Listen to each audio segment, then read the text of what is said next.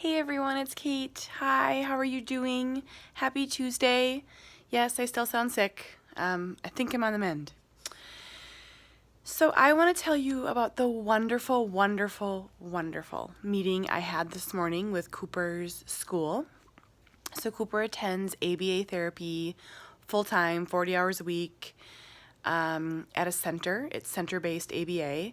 He gets speech there and occupational therapy, and the whole thing is just, I'm going to call it intensive ABA therapy. I love it. I'm a fan. If you're not, if it didn't work for your child, that's okay.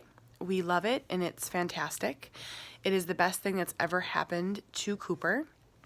He started with in-home ABA in May, so May, June, and then center July, August, September, October.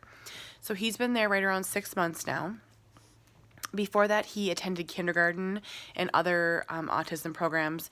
We pulled him from kindergarten in April. It was not working. It was not a good fit for him. Cooper wasn't ready to learn. He needs to learn how to learn.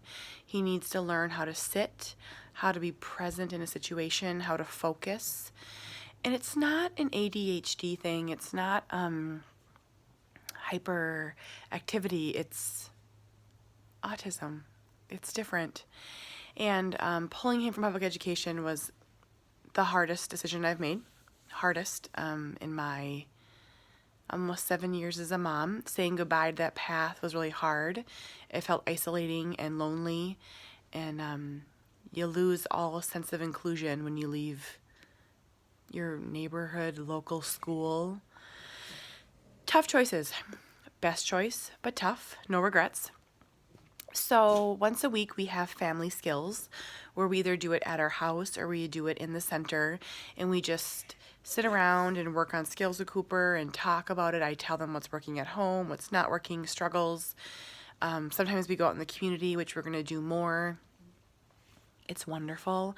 It's one of the pieces that I think that's missing from public education and special education, just because they don't have the time. I mean, they don't have the time, I understand. But we needed that. Cooper's one way in school and another way in home and a whole different way out in the community. So learning skills in one setting wasn't enough for us. We live with him. We need to teach him at home. So that's been great. So today, Cooper has a new therapist. He's been with her for about 2 weeks. And we sat down on this mat, and another lead therapist came in. So it was Jamie and I and 2 therapists and Cooper in a kind of a big room with like a trampoline, a slide, think OT room. And Cooper was like kind of moving around. He was listening to everything we were saying, a little smirk on his face. Every so often he'd come hug me, kiss me, hug Jamie, hug the therapist. He's just a lover. He's a social little love bug. And when you have a kid that's challenging, my kid is challenging, he's tough to teach, you kind of live with this constant worry. When Cooper was at school and the short time he was in daycare, I was always waiting for a phone call. Every day, I was waiting to hear what happened. I was waiting to hear that he hit a teacher. I was waiting to hear that he threw a chair. And I was always on edge, and I was always anxious. And I knew that school wasn't really a positive thing for him in the setting he was in. Not saying he didn't have amazing aides, and there's good people, but it just wasn't right at the right time. So I was just always kind of dreading. He didn't want to go, and I didn't really want him to go. Work would come home, and I knew he wasn't doing it. It was just sad. It was just not a good situation. So you're kind of always worried. And I've never had that with Mac. Now, Coops, he's had a few incidents. He accidentally scratched a woman's eye, like above like her eyelid. It was an accident. A couple other things. I mean, he's a tough kid. But I've never had that feeling of dread. I get way more positive than I do negative. They know autism. They know kids. They know kids just like Cooper. Kids that are more severe and less severe, and they know what to do. And today, these 2 women told me what a joy Cooper is and how smart he is and funny and how he has a really bright future. Now, no one's ever said the word future with Cooper. That kind of goes away when you have a kid that's disabled. It really, really does. All that joy and planning for the future is gone. And so in the setting that Cooper's in, he's in full-time ABA, but they have a transition level in between. So it's ABA full-time, and then they have an actual school where it's all autistic kids, but they learn traditional education, and then there's school, so public education. So there's like the 3 levels. I never thought Cooper would ever even be considered for the school. And he's not right now. I don't want to get ahead of myself, but both of them said they could see Cooper getting there in a year or 2 years. And they told me they'd be honest with me if they didn't think there was a chance. And I didn't think there was a chance. They do. I've never had anyone say that. I didn't even think it was a possibility. They're like, we got to work on these behaviors. Everything is behavioral. Everything's for a reaction. That's what we're working on. I asked if they thought he should be medicated. They see hundreds, thousands of kids. Nope, they don't think so. It's all behavior. It's all autism. They're going to work on it.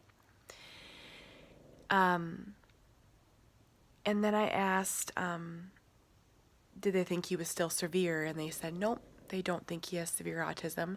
And now I'm not telling you this to make you feel bad, because I know if you're watching this and you have a kid that has severe autism, you're going to feel bad because you're human.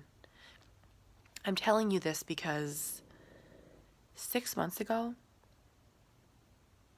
Cooper was sitting in a corner, rock severe. And then we cleared up his medical issues, his ears and his gut. We started supplements. We saw a naturopath. We started ABA. We pulled out negatives like public education for him. He turned 6. And slowly, once we got him healthy and we got him sleeping 8, 9, 10 hours a night, it was a struggle.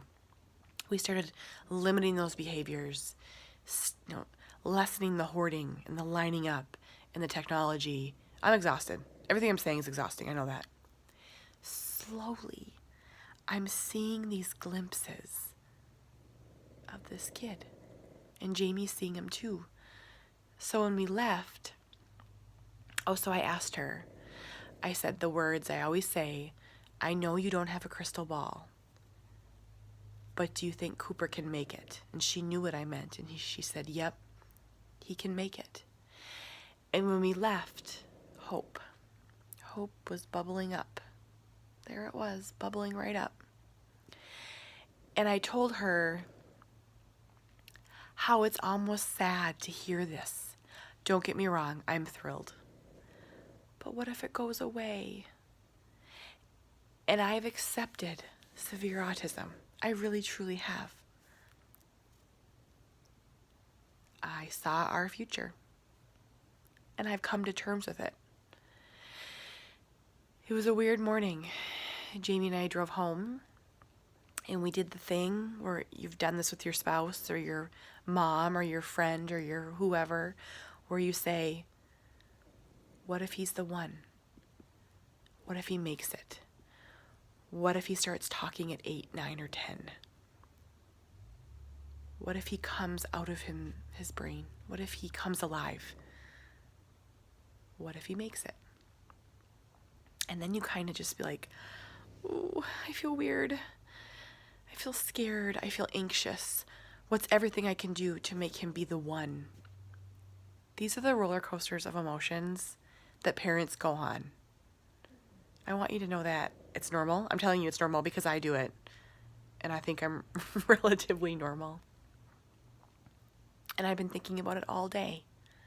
All day. What if he starts talking? What if my kid says, Mom? What if he gets into this autism school?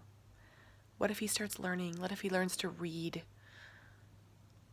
What if someday he lives in a group home or on his own or with a roommate and he has a job? Hope. Haven't had a dose of hope in a while. Pretty excited. I'm going to hold on to this and I'm going to ride it out. I'm going to hold on to it. We're doing everything we can.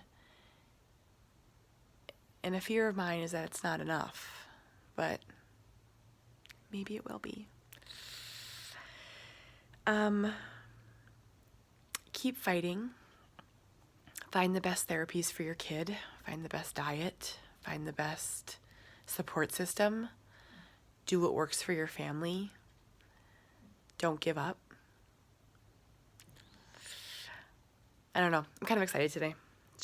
I'm sick, but it's just still, to hear these people talk about Cooper and say they love him and he's a joy. I can count on one hand the number of times I've heard those words. Felt good. Okay, everyone. Have a fantastic day.